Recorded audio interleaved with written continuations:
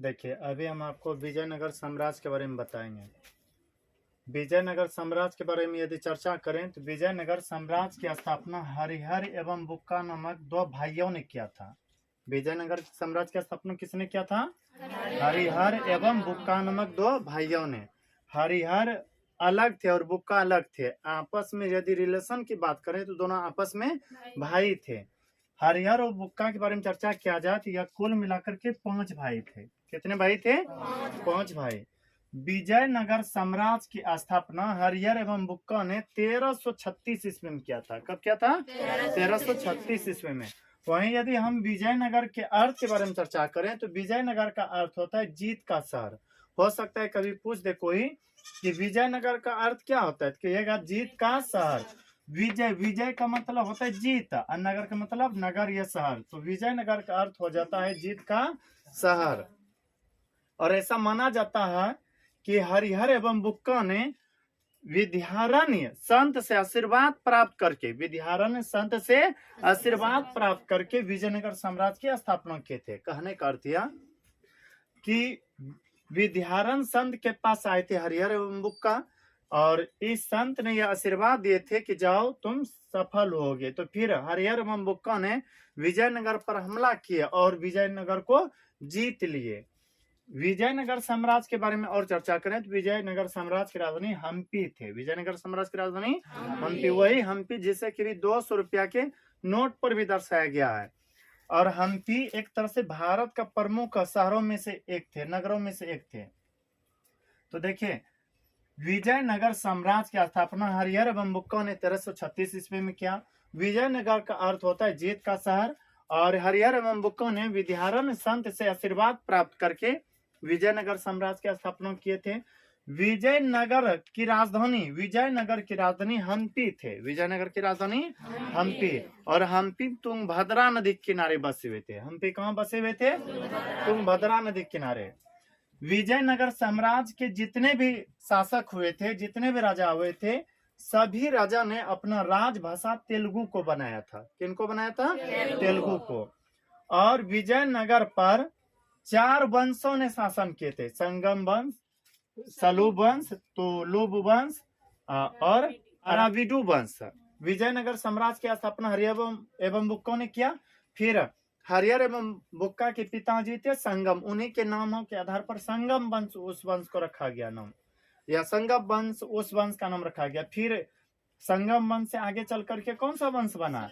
सलूब वंश, फिर तुलुब वंश और अराविडु वंश। तो बोलेगा विजयनगर साम्राज्य पर कितने वंशों ने राज किए? 4 वंशों ने। विजयनगर के बारे में चर्चा करें, विजयनगर पर सबसे पहला जो वंश शासन किए थे वह था संगम वंश, और संगम वंश के प्रतापी राजा थे देवराय द्वितीय। संगम वंश के प्रतापी राजा कौन थे? देवराय द्वितीय। फिर से सुनिए, विजयनगर की स्थापना हरिहर एवं बुक्का ने किया था, लेकिन इसी विजयनगर में सबसे पहले संगम वंश ने राज किया, और संगम वंश हो या सलूब वंश हो, सब का सब विजयनगर से ही संबंधित थे। और संगम वंश के प्रतापी राजा देवराय द्वितीय थे। संगम वंश के प्रतापी राजा कौन थे? देवराय द्वितीय। वही यदि हम तुलुब वंश के बारे में चर्चा करें तो तुलुब वंश की स्थापना वीर नरसिंह ने किया था। तुलुब वंश की स्थापना किसने किया था? वीर नरसिंह। और तुलुब वंश के ही प्रतापी राजा थे कृष्णदेव राय। वही कृष्णदेव राय जो विजयनगर के सबसे महान सम्राट कहलाए थे। विजयनगर पर 4 वंशों ने राज किया था ना, इनमें से सबसे फेमस जो हुए थे वंशों के राजा हुए थे तुलुब वंश के राजा कृष्णदेव राय। कृष्णदेव राय से ज्यादा शक्तिशाली कोई नहीं बन पाए थे। क्योंकि बाबर ने भी अपने आत्मकथा, बाबर की आत्मकथा का नाम है बाबरनामा में बाबर ने यह लिखे हैं कि कृष्ण देव राय जैसा कोई दक्षिणी भारत में शक्तिशाली शासक नहीं थे। और कृष्णदेव राय के बारे में चर्चा करें तो कृष्णदेव राय के दरबार में तेलुगु भाषा के 8 प्रसिद्ध कवि रहते थे। कितने प्रसिद्ध कवि? 8 प्रसिद्ध कवि। उन 8 कवियों को अष्टदिग्गज कहा जाता था। क्या कहा जाता? अष्टदिग्गज। यदि पूछ दे कि अष्टदिग्गज किनके राज दरबार में रहते थे तो कहिएगा कृष्णदेव राय के दरबार में। फिर से सुनिए, विजयनगर पर 4 वंशों ने राज किया। जिसमें एक था तुलु वंश। तुलु वंश के संस्थापक वीर नरसिंह थे, और तुलु वंश के ही कृष्णदेव राय थे जो कि विजयनगर के सर्वश्रेष्ठ राजा कहलाए थे। जैसे आप लोग पढ़िएगा, मौर्य वंश की स्थापना चंद्रगुप्त मौर्य ने किया, लेकिन मौर्य वंश के ही एक तरह से राजा थे अशोक, जो कि मगध के राजा हुआ करते थे, और वह 16 महाजनपदों में सर्वश्रेष्ठ मगध के शक्तिशाली राजा कहलाए थे। उसी तरह से कृष्णदेव राय के बारे में चर्चा करें तो विजयनगर से भी संबंधित है, और किस वंश से? तुलु वंश से। कृष्णदेव राय विजयनगर साम्राज्य के सबसे महान सम्राट थे, सबसे शक्तिशाली सम्राट थे। कृष्णदेव राय के बारे में बाबर ने खुद लिखे अपने आत्मकथा में कि दक्षिण भारत का सर्वश्रेष्ठ शासक कौन थे? कृष्णदेव राय। इनके दरबार में रहते थे अष्ट दिग्गज। क्या रहते थे? यानी तेलुगु के 8 प्रसिद्ध कवि रहते थे। उसके बाद है विजयनगर के शासन काल में, विजयनगर के शासन काल में इटली का एक यात्री था निकोलो कंटी विजयनगर की यात्रा पर आए थे। फिर से सुनिए, हो सकता है कोई पूछ दे कि निकोलो कांटी कहाँ के यात्री थे? कहिएगा इटली के। किस साम्राज्य के शासनकाल में आए थे? विजयनगर साम्राज्य के शासनकाल में। और यदि पूछा जाए कि वह राजा कौन थे जिनके समय में इटली के प्रसिद्ध यात्री निकोलो कांटी आए थे, तो कहिएगा देवराय प्रथम। फिर से समझिए, इटली का यात्री निकोलो कांटी थे जो कि देवराय प्रथम के समय में विजयनगर घूमने आए थे। देवराय प्रथम के समय कहाँ आए थे? विजयनगर। उसके बाद कृष्णदेव राय के बारे में चर्चा किया जाए, वही कृष्णदेव राय जो कि विजयनगर के सबसे शक्तिशाली राजा थे। कृष्णदेव राय के समय में पुर्तगाली यात्री, यानी कि पुर्तगाल के एक यात्री थे। यात्री के क्या होता है? विदेश से, यानी कि भारत के अलावा दूसरे देश से जो भी आए उसे विदेशी यात्री कहा जाता था।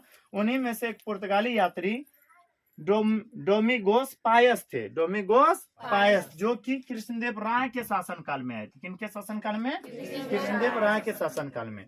विजयनगर की मुद्रा के बारे में चर्चा करें तो विजयनगर की मुद्रा पेगोडा थे। विजयनगर की मुद्रा क्या थे? पेगोडा। अब देखिए यहाँ पर एगो छोरे हैं आयंगर व्यवस्था। आयंगर व्यवस्था विजयनगर साम्राज्य की प्रमुख विशेषता थे। हो सकता है कोई पूछ दे कि विजयनगर साम्राज्य के प्रमुख विशेषता क्या थे, तो कहेगा आयंगर व्यवस्था। आयंगर व्यवस्था देखिए क्या था। विजयनगर के जो राजा थे ना, उनका मानना था कि यदि हमें शक्तिशाली बन करके रहना है, यदि हमें सबसे शक्तिशाली कहलाना है, तो सबसे पहले सैनिक शक्तियों पर ध्यान देना होगा, और जितने भी गांव हैं उसको बहुत मजबूत बनाना पड़ेगा, हर एक चीज से सुरक्षित रखना पड़ेगा, तब हम शक्तिशाली बन सकते हैं। तो इसी को ध्यान में रखते हुए आयंगर व्यवस्था के तहत प्रत्येक गांव में 12 सैनिकों का समूह तैनात किए थे। 12 सैनिकों का समूह तैनात किए थे। इसी 12 सैनिकों के समूह को आयंगर व्यवस्था कहा जाता है। इसी 12 सैनिकों के समूह को क्या कहा जाता है? आयंगर व्यवस्था। फिर से सुनिए, विजयनगर साम्राज्य के जो राजा थे उन्होंने 12 सैनिकों का समूह प्रत्येक गांव में स्थापित किया था। जैसे गांव यहाँ पर है तो यहाँ भी 12 सैनिक रहेगा, यहाँ भी है, इधर भी गांव है तो यहाँ भी कितना सैनिक रहेगा? 12 सैनिक। वह इसलिए रहेगा ताकि इस गांव का देख रेख बढ़िया से कर सके, किसी प्रकार का अपराध या किसी प्रकार का अनहोनी ना हो। आप लोग देखे होंगे कई जगह पर झगड़ा होने लगते हैं, कई जगह पर बहुत सारे विवाद होने लगते हैं, तो ऐसा ना हो इसलिए प्रत्येक गांवों में कितने कितने सैनिक तैनात किया गया था? 12 सैनिक थे। इन्हीं 12 सैनिकों के समूह को क्या कहा जाता था? आयंगर व्यवस्था। और इस व्यवस्था के बारे में चर्चा करें तो आयंगर व्यवस्था के तहत जितने भी सैनिक थे वो वंशानुगत थे। क्या थे? वंशानुगत। अब देखिए वंशानुगत क्या होता है। जैसे इस गांव में कोई एक सैनिक यह है, यदि इसको कुछ हो जाते हैं तो इसके जगह पर आएगा इसका पुत्र। कौन आएगा? पुत्र। फिर इसको यदि कुछ हो जाते हैं तो इसके जगह पर आएगा इसका पुत्र।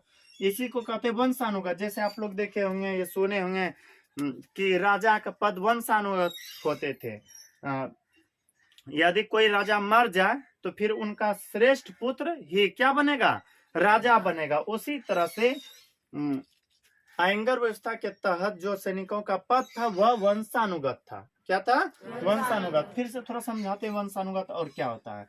जैसे आप लोग देखे होंगे, आपके पापा जी के पास कुछ जमीन है, यदि पापा जी शायद वृद्ध होने के बाद खत्म हो जाए तो फिर उसका जमीन तो उनके पुत्र का होगा। किसका होगा? उनके पुत्र का। इस तरह से हम कह सकते हैं यह जमीन भी वंशानुगत चलता है।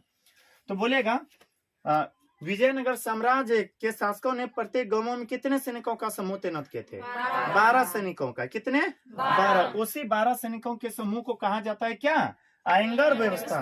इसके तहत आयंगर व्यवस्था का जो पद था वह वंशानुगत था।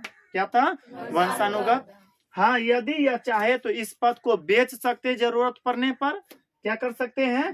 बेच सकते हैं या गिरवी रख सकते हैं। क्या रख सकते हैं? गिरवी। पद की गिरवी क्या होता है? जैसे मान लीजिए मेरे पास 10 रुपया का पेन था, हम बोले कि कोई ले लीजिए 2 का हमें दे दीजिए। इस पेन को लेकर के कितना दे दीजिए? 2 का। और हम जब पैसा लौटाएंगे तो यह पेन पुनः हमको दे दीजिएगा। उसी तरह से आयंगर व्यवस्था के तहत यह नियम बनाया गया था कि यदि कोई चाहे तो इस पद को बेच सकते हैं या फिर गिरवी रख सकते हैं। बेच सकते हैं या फिर गिरवी रख सकते हैं। थोड़ा सा बोलेगा। विजयनगर के साम्राज्य ने 12-12 सैनिकों का समूह प्रत्येक गांवों में तैनात किए थे। उसी 12-12 सैनिकों के समूह को क्या कहा जाता था? आयंगर व्यवस्था। इस व्यवस्था के तहत जो सैनिकों को स्थापित किया गया था उसका पद क्या था? वंशानुगत था। हाँ, यदि वह चाहे तो जरूरत पड़ने पर बेच सकते हैं या फिर गिरवी रख सकते हैं।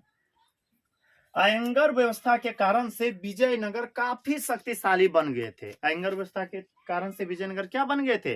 काफी शक्तिशाली। और एक बात है, आयंगर व्यवस्था के तहत जो सैनिकों को तैनात किए जाते थे उनके मर्जी के बिना आस पास के कोई भी लोग न तो जमीन बेच सकते हैं और न ही दान में दे सकते हैं। फिर से सुनिए, आयंगर व्यवस्था के जो अधिकारी होते थे ना, इनके मर्जी के बिना न तो कोई जमीन को बेच सकते हैं और न ही दान कर सकते हैं।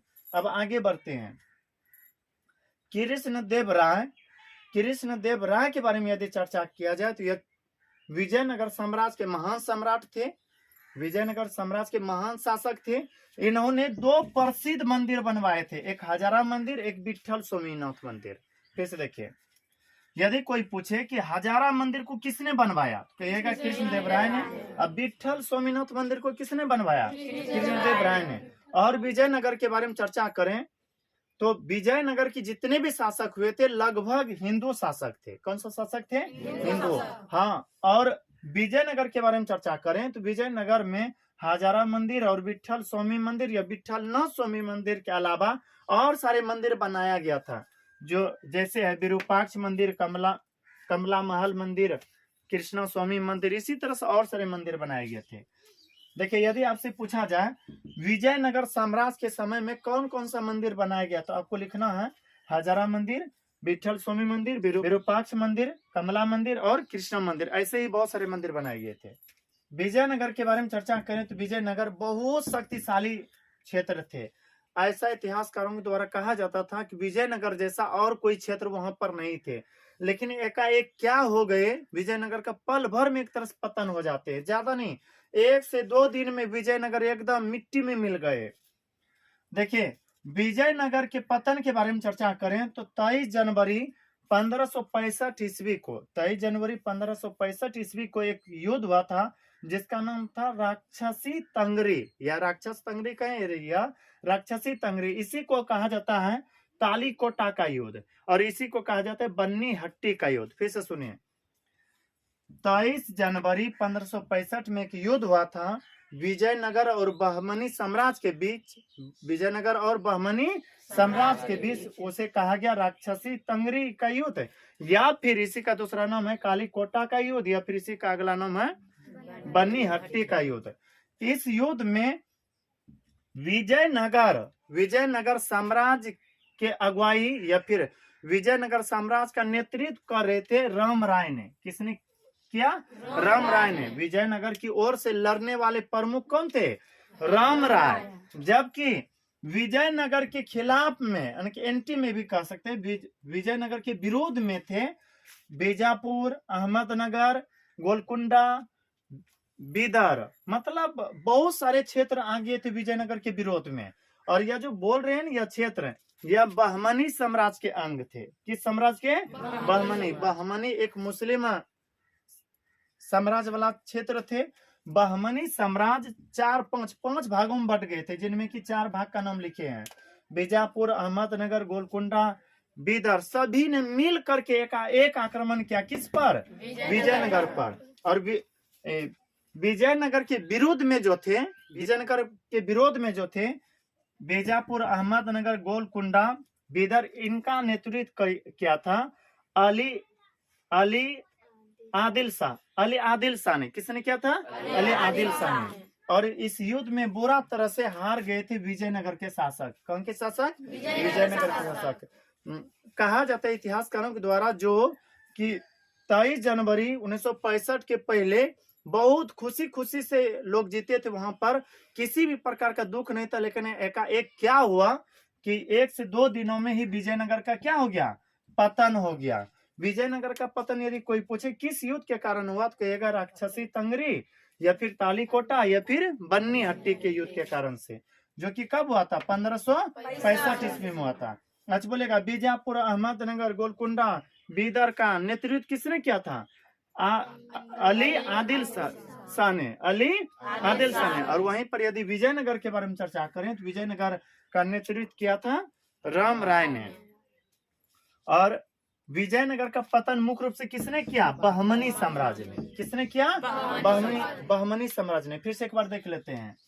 विजयनगर साम्राज्य की स्थापना हरिहर एवं बुक्का ने 1336 ईस्वी में किया था। विजयनगर का अर्थ होता है जीत का शहर। विजयनगर क्षेत्र की स्थापना हरिहर एवं बुक्का ने विद्यारण संत से आशीर्वाद प्राप्त करके किए थे। विजयनगर साम्राज्य की राजधानी हम्पी को बनाया गया था, जो कि तुंगभद्रा नदी के किनारे थे। विजयनगर साम्राज्य के राजभाषा तेलुगु थे। विजयनगर पर 4 वंशों ने शासन किया था, जिसमें है संगम वंश, सलो वंश, तुलो वंश और अराविडु वंश। तुलो वंश के संस्थापक वीर नरसिंह थे और तुलो वंश के ही प्रसिद्ध शासक थे कृष्णदेवराय, जो कि विजयनगर साम्राज्य के फेमस शासक कहलाए थे। और सबसे शक्तिशाली शासक कृष्णदेवराय ही थे विजयनगर में।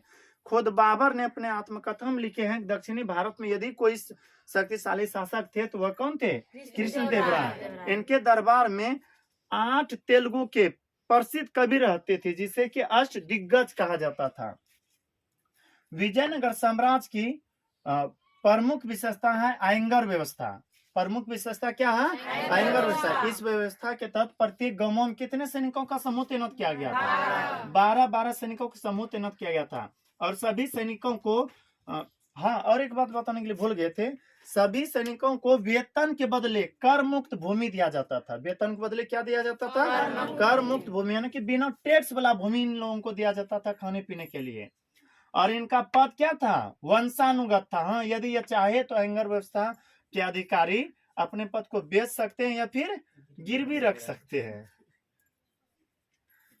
फिर इटली का यात्री निकोलो कॉन्टी देवराय प्रथम के समय में आए थे। और कृष्ण देवराय के शासन काल में पुर्तगाली यात्री डोमिगोस पायस आए थे और बताए थे कि विजयनगर साम्राज्य की मुद्रा पेगोडा थे। क्या थे? पेगोडा। उसके बाद कृष्णदेव राय ने अपने शासनकाल में हजारा मंदिर और विठल नाथ स्वामी मंदिर बनवाए थे। विठल स्वामी मंदिर या विठल नाथ स्वामी मंदिर। और विजयनगर के शासन काल में और सारे मंदिर बनाए गए थे, जैसे विरूपाक्ष मंदिर, कमला महल मंदिर और कृष्णा मंदिर इत्यादि। उसके बाद विजयनगर साम्राज्य जो कि बहुत शक्तिशाली थे आयंगर व्यवस्था इत्यादि के कारणों से, और वह एक ध्वस्त हो जाते हैं। किस युद्ध के कारण से? राक्षसी तंगरी या तालीकोटा का युद्ध या फिर बन्नी हट्टी का युद्ध, जो कि हुआ था 23 जनवरी 1565 ईस्वी को। विजयनगर को एक तरह से घेर करके परास्त करने का प्रयास किए थे बहमनी साम्राज्य के शासकों ने। और विजयनगर एक अकेले इधर थे और इनके खिलाफ में आ गए थे बीजापुर, अहमदनगर, गोलकुंडा और बीदर, जिसके कारण से सभी का सामना एक साथ नहीं कर पाए। और एक साथ सामना नहीं करने के कारण से विजयनगर का क्या हो गया? पतन हो गया। विजयनगर के विरोध में थे कौन? अली आदिल शाह, जबकि विजयनगर के नेतृत्व कर रहे थे राम राय। अच्छा, विजयनगर साम्राज्य का खत्म या पतन किसने किया? बहमनी साम्राज्य ने, बहमनी साम्राज्य या बहमनी वंश, इससे आगे अगला पाठ में बताएंगे।